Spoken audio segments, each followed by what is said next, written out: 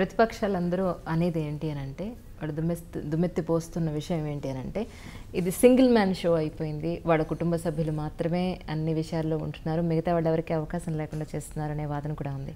దీని మీద మరి మీరేమంటారు సార్? ఒక్కొక్కసారి అమ్మా నాయకుడికి ఉండేటువంటి అప్రతిహతమైనటువంటి ప్రతిభ, అది వన్ మ్యాన్ షో అనిపించేటువంటి రీతిలో ఉంటుంది.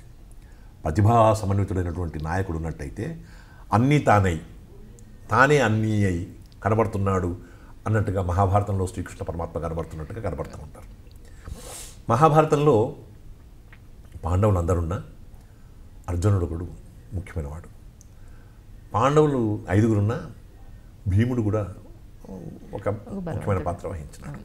అట్లాగే మంత్రుల్లో మరి కేటీఆర్ కావచ్చు, హరీష్ రావు కావచ్చు, వీళ్ళు పనిచేసేటువంటి విధానం అది మనకు ఎక్కువగా కనబడుతూ ఉన్నది.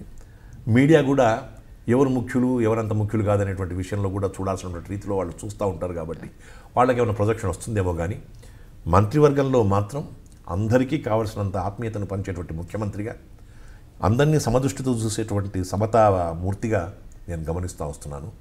కనబడుతూ ఉంది అని చెప్పంటే కుటుంబ సభ్యులైనందుకోసం చెప్పి అది బయటకు కనబడుతూ వస్తూ ఉంటుంది. కానీ అందరూ మంత్రులు మనకు కావాల్సిన వాళ్ళే. నాయన నరసింహారెడ్డి గారిని ఎంతో గౌరవిస్తారు, నరసన్న అంటారు.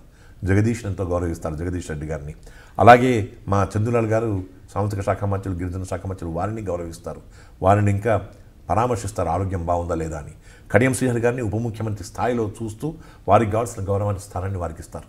ఇవన్నిటినీ ప్రతిపక్షాలు అంటున్నాయి అని చెప్పంటే అమ్మా ఆ మాత్రం అనకపోతే అది ప్రతిపక్షం అనిపించుకోదు.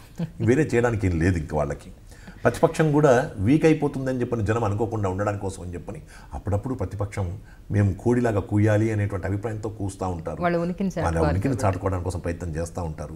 వాళ్ళు అలా చేయడం కూడా మంచిదే.